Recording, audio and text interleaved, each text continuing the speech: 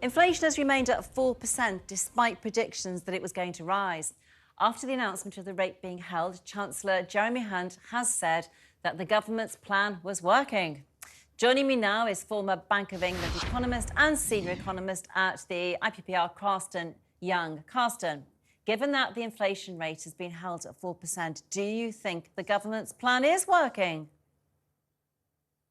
Well, Jeremy Hunt and the government have made this sort of their part of their plan and have said that this is their policy, bringing inflation down. But most people in financial markets and elsewhere are pretty clear that government policy has almost nothing to do with inflation coming down. The most important reason is energy prices having come down by a lot, close to normalizing, and global supply chains are easing, so shipping costs and so on are way down. So that's really the big driver. The other big driver is the Bank of England having ramped up rates in an attempt to cool the economy, and that has also taken some steam out of the economy. So those two things are really the main drivers of inflation. And we're expecting, and that's really, really good news, we're expecting inflation to be back down to target probably by the middle of this year. So, this is definitely good news, but Jeremy Hunt and the government don't really have much to do with it.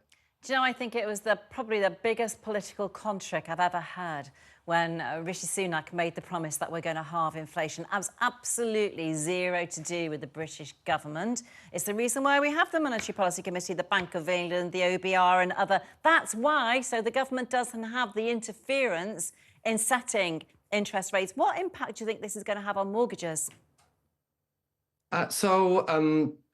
Rates will still remain much higher than they were before the pandemic. So they're likely going to come back down, but settle at 3 to 4% over the next 2 years. So mortgage rates will come down a lot, and they have already, in response to everybody now expects the bank to start cutting rates this year. So mortgage rates will ease, but they will stay elevated.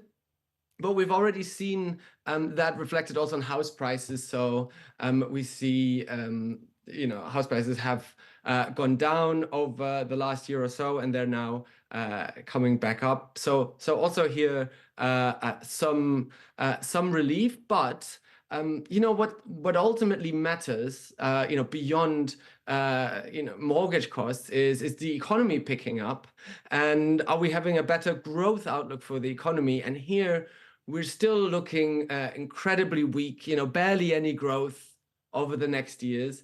And here we should talk about the government's strategy to basically try to fix low growth with squeezing more tax cuts out of the system.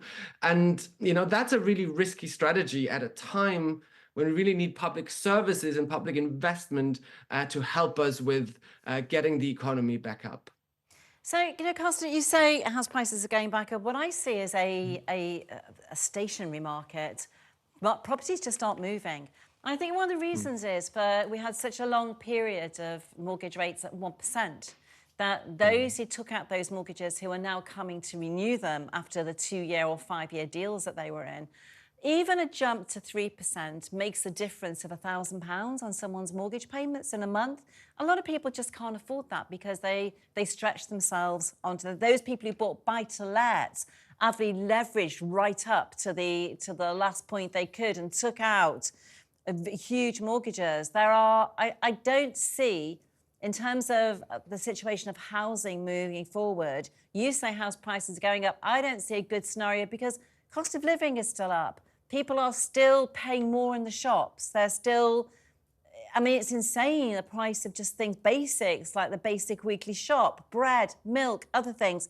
People are feeling the pain. And although energy costs have come down, that was kind of slightly alleviated due to the energy price cap. And so it's quite a complex situation, isn't it?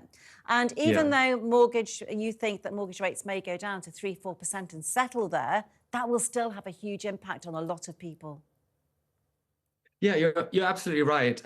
one way to think about this inflation episode we've just been through is that, it's increased inequality between those that were able to increase their wages, or, people that have stakes in companies and companies that increase their profits and increase their prices by a lot, and those that weren't able to increase their wages, and they're really feeling the pinch. So, if your wages have gone up in line with inflation, you can accordingly pay a higher mortgage rates that go up by the same amount. But if your wage hasn't increased by that much, you're really struggling. And I think what we need now is catch up wage growth, where those that have seen real losses over the last 2 years, that they really catch up, so that the cost of living crisis balances back out, and you don't have like these big winners that have higher returns from profits and wages, and those losing out. And we know that there's quite a big imbalance But in terms of wages. Carsten, if that happens, if we have catch-up wage growth, won't that just increase inflation?